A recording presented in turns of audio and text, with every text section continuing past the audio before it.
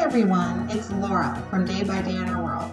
Today we're going to talk about how to make paper mache Easter eggs, something that you can do for custom designs, and you can use those in your decorations or a traditional Easter egg hunt. The first thing we're going to do, gather up those supplies.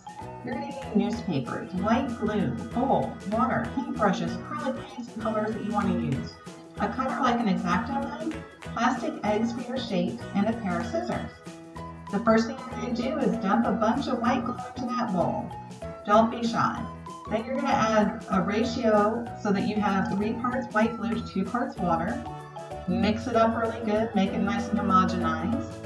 Then you can either cut or rip strips of newspaper and put it into the glue mixture.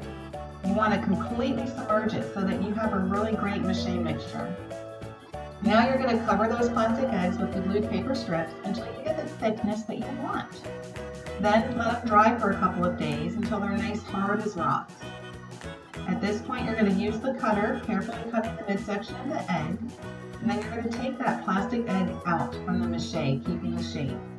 Here's where you can add things to your egg, and then you put a long strip of newspaper to seal the mache together and let it dry.